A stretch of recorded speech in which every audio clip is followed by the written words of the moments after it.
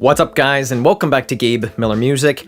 A couple of days ago, I got back from Vidcon 2018. Had an absolutely fantastic time, got to hang out with some amazing people, and also hear thoughts from a bunch of creators, whether that be in the form of panels and talks, or by actually interacting with creators in things like creator chats and Q&As. So today, what I want to do is talk about the top 10 lessons I learned from creators at Vidcon, and I think this could be a really fun way to kind of distill a lot of what I learned, kind of remind myself, and then also give some knowledge to you guys. So jumping into number one, don't make videos just for the sake of making videos. Make videos because you are passionate about a specific thing. And this is something I've always kind of known, but this kind of really reiterated it, and I think it was very important that a lot of people were saying this. One of the places where this was discussed and it stuck in my head was during Jacksfilms' live interview. He was talking about how he got into YouTube, his passion for like comedy, sketch comedy, things like SNL, and how that led to him doing YouTube eventually full time.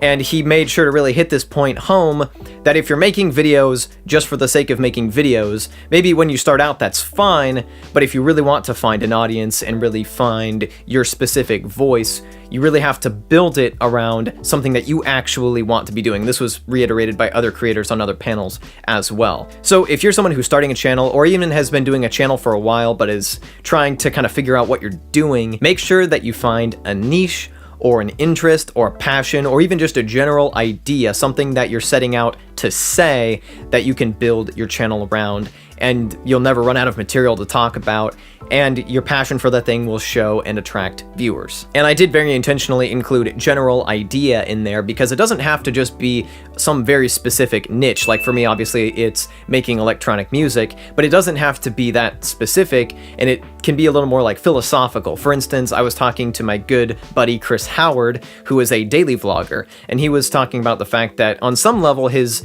daily vlogs are his diary, where he's kind of preserving some essence of himself and what he was thinking about and how he was feeling on any given day. And that idea really resonated with me because it ties all of this together. You know, it's his daily life, but it ties it all together and makes it a whole lot more meaningful, both for him as a creator and for us as the audience. And I really like that thought process. Lesson number two is a little more specific and technical, once again aimed at YouTubers. And this was talked about in a talk given by Thomas Frank. Some of you might know him if you're students from his channel College Info Geek, where he gives productivity tips specifically aimed at college students, but really they're for everyone, whether you're in the workforce or if you're an entrepreneur or anything like that. And I've been watching him for a while now. He's really helped me out with productivity. And so he was giving a talk on making videos more efficiently. And the big tip is to edit backwards. The basic idea is that usually when you're talking to a camera, your last take is usually your best. That's the one where you keep doing takes until you get something that you're happy with. And then you're like, okay, cool, I'm gonna move on to the next little section here. And so the tip is to, when you're filming, do something that will make a spike in your audio. So for instance, clap 3 times. Now, when I'm editing, I can go into my timeline, look at the audio, and see those 3 little audio spikes really close together, and know that marks the end of a good take. So then I'll go grab that, go to the beginning of the take, chop that out, and then go to the next spike. And this can cut your editing time down, you know, from a few hours to 30 minutes, or even less, depending on how many times you mess up or how fast you get at using this technique. The third tip is the other tip I got from Thomas Frank, and this one I actually got to me personally because he was hanging out outside of the room that he gave the talk in, answering questions and generally geeking out with people about doing YouTube and the kind of the technical side. And so one thing I wanted to ask him about, because he's mentioned it on his podcast, and I have the same thing of, when you're trying to deliver something that's really tightly scripted, often, no matter how good of a speaker you are, your brain just kind of freezes up, and there's nothing that your brain wants to do less than deliver that line perfectly. And it's infuriating, and usually means a lot of tries, and then subsequently a whole lot of jump cuts, which is bad for the flow of the video, and overall is just annoying. So I asked him how he deals with this, and what he told me he does when trying to deliver scripted material is that he will film the video twice, on separate days. On the first day, he'll run through the script on camera, lights set up, everything, as if it's gonna be the final thing that everyone sees, and just gives it his best effort, hoping that that'll be it. That'll be the video he can go in and edit, and then he's good to go. So he'll do that, and he'll have the whole brain freezing up thing, and he'll struggle through the whole script, and then end the day all frustrated. Then he'll come back the next day and do the exact same process over again. And having gone through it once means that everything sticks in his brain a lot better. It makes it much more second nature to deliver it again. And so on the second day, he gets a much smoother and a much more coherent delivery. The fourth lesson I learned, and probably the biggest lesson I learned, is the idea of making your viewers go down a rabbit hole. Because I think we've all been in the place where we get onto YouTube for one specific thing, and pretty soon we've spent an hour just clicking on recommended or related videos until we're at some completely different place that we never expected to get. And so the idea is to actually do that for your viewers on purpose. And this was explained to me by Rob Scallon, who is a multi-instrumentalist, especially focuses on guitar, plays a lot of both kind of chilled out solo guitar stuff and then also metal on his channel, and he's kind of like one of the masters of doing music on YouTube. So I was really lucky to get to talk to him. So it was just me and like 6 other people in a room for about an hour and a half, getting to just geek out about doing music on YouTube with someone that we all really respect, that being Rob Scallon. I have a lot of respect for him as a musician and as a YouTube creator, and it was an absolute pleasure to hang out with him and talk about this stuff. And this is one of the things that came up in the conversation, the idea of intentionally making your viewers go down a rabbit hole. So the example he used is that often he'll do these comedic covers of metal songs, where he'll play a metal song like a Metallica or a Slayer song on a banjo, or on a guitar built out of a shovel, or on a ukulele. And so people who know that band, who know Metallica, who know Slayer, who like metal in general, will click on that, go, oh, that looks weird and fun, and then they'll be impressed by the quality of the video because it's really well done, and they might be in the mood to watch something else. So at this point, they could go down his comedy metal stuff, because he did a video called Metal in Inappropriate Places, where he's seen playing a metal song like in the middle of a library, in a dentist office. And so now you're on not just a comedy metal cover, but now on just comedy metal, but that's an original song now.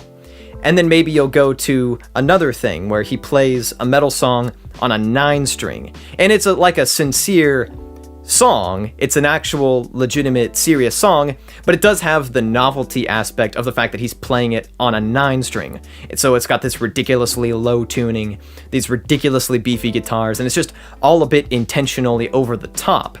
And then from there, you might get into kind of his more standard, maybe 8-string metal, and then from there, eventually you'll wind up on his solo 8-string guitar stuff, where it's the very chilled out, relaxed, kind of a finger picking or tapping music. And that'll get you all the way from, hey, I know Slayer or I know Metallica, that looks like a good time, all the way to, now I'm a fan of this guy and his original music, not just his covers. And that's how you bridge that gap, is you very intentionally think out how you're going to lead your viewer down a rabbit hole and get them to enjoy the whole range of the kind of content that you make. Another lesson that I learned from Rob Scallon in response to a direct question that I asked was that you don't need Facebook in order for something to go viral. Because it's been a thing lately, Facebook's been trying to grow their video platform, and they're trying to encourage creators to get on there, and it can be this kind of Facebook viral video is kind of a thing now. And so I was asking him, since he does a lot of that kind of stuff, especially the comedy metal stuff, like the Slayer cover on a banjo, that kind of thing is very viral in nature. It gets spread around a lot because it's short, it's humorous, and it's well produced. And so that kind of thing is very viral in nature, and a lot of those things have indeed gone viral. So I was asking him about how he deals with it on Facebook, and his answer is that he views posting your videos to Facebook as, quote, creating a market substitute for your own product. Basically meaning if you post something to Facebook, it'll steal views from YouTube. And he said when he has experimented with it, he's not really noticed any long-term growth. Sure, he'll get a lot of views, but they don't translate to people actually sticking around. So, I think if you're someone who's been wondering, should I jump into Facebook or should I continue to use Facebook? The answer is, at least for the time being, probably not. Sticking to YouTube for most kinds of content will work out just fine and translate better to people actually sticking around and continuing to enjoy the stuff that you put out. The next lesson is very specific for musicians, but I do think this can have wider applications, so if you're not a musician, do stick around. One of the panels that I attended was a panel on making money on YouTube. And one of the panelists was Joel, aka Roomie Official, who does a lot of vocal stuff on YouTube, a lot of weird vocal experiments, vocal covers, and some kind of vlog stuff about making music. And over the course of me watching his channel, I've noticed that he's distributed his digital downloads of music in a couple of different ways. Either he'll just put it directly up on iTunes and Spotify and all those other services, or he'll make it a Patreon only download. And so I went up to ask him, because they did a Q&A portion at the end, I asked him which he recommends and which he has seen worked better for him. And his answer was that if you want to do Patreon as kind of a paywall for your music, you need to be prepared to go all in on that all the time for an extended period of time. There was actually a guy from the Patreon staff on the panel as well, and he said Patreon is best used when it's used as a behind the scenes thing, when it's used to give everyone an inside look into your videos. If it's just a paywall, it doesn't necessarily work. There has to be that interaction and that extra incentive to get extra stuff that there's no way you could get it anywhere else, and you have to double down on that. And so the recommendation that Roomie gave me is, especially when you're trying to get discovered, keep your stuff up on everywhere humanly possible, iTunes, Spotify, Bandcamp, and all of those, because at first you want people to just stumble across your music anywhere they can and listen to your music as much as possible. Then eventually, if you have an engaged enough audience and are willing to make that jump, then eventually you could try doing a paywall, but make sure it's framed as a behind the scenes sort of thing, not as just you get music, I guess. The next thing I learned, notice that I've stopped including numbers because I've forgotten where I'm at this point, but the next thing I learned is not direct advice I got from anyone, but something that I just kind of observed over the course of hanging out at Vidcon. And that advice basically boils down to be cool. And here's what I mean by that. There are two tracks in Vidcon. There's the community track and the creator track. And the community track is meant for fans of YouTube, people who enjoy watching YouTube and who want to see their favorite creators in person, whether that's for a Q&A or a live performance of some sort, like a concert or musical performance or whatever. And there's this culture with some fans of people tending to just be stalker fans or freak out around the people that they're fans of, and it creates this really uncomfortable environment for a lot of people. And it also means that the creators can't really like walk around, or else they just get mobbed and that kind of thing, and it's really unfortunate. But in the creator side, they actually separated out the buildings this time, and so in the creator side, YouTube creators with millions of subscribers even were more comfortable just walking around in public, because among YouTube creators, I think even though we're fans, we also kind of get it, that these are normal people just doing their best to make stuff that's cool. And if we get into a conversation, it's more likely to be more laid back, more just I want to geek out about doing YouTube with someone I respect. And that was the environment that I was able to encounter and help like contribute to, because from doing the creator chat with Rob Scallon, where the whole environment was very laid back, everyone just kind of sat around and talked. And the Q&As, everyone was very respectful, and a lot of people stuck around to answer questions after panels. And that whole environment was awesome, and I really wish that all of VidCon was like that. The next couple of lessons come from Bill Wurtz. Bill Wurtz was on a panel about kind of finding your own unique style, which is very appropriate. And one of the things that he talked about was the fact that when he first started out making YouTube videos and no one was watching them, he carried himself as if he already had a lot of subscribers. And basically what this did was this allowed him to make content as if millions of people were watching it, so that when millions of people actually did start watching it, he didn't immediately feel the pressure to cave in to what people were asking for or to change his content because, oh crap, now a ton of people are watching.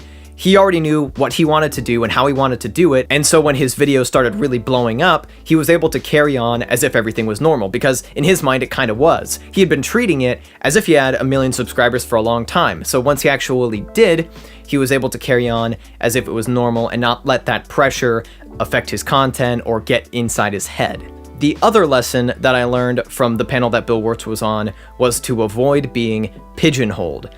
He said that the second he starts to fall into a bit of a rhythm or become known for just one type of thing, he'll run away from that as quickly and as hard as possible, which could seem counterintuitive to success, but this is actually a pretty wise thought process. So basically, the idea is to keep yourself from becoming the fill-in-the-blank person, the person who's only known for one thing. So for instance, he did his History of series. And I kind of doubt that he's going to do another one, because he's trying to constantly keep doing new stuff, innovating, giving you stuff you didn't even know you needed, and improving on his skills. You can see it with his editing, which has always been fantastic, and these days it's been growing even more, and he's always trying new techniques and always doing new kinds of videos and new weird, bizarre stuff. And from hearing him talk about all of this, it's clearly very intentional.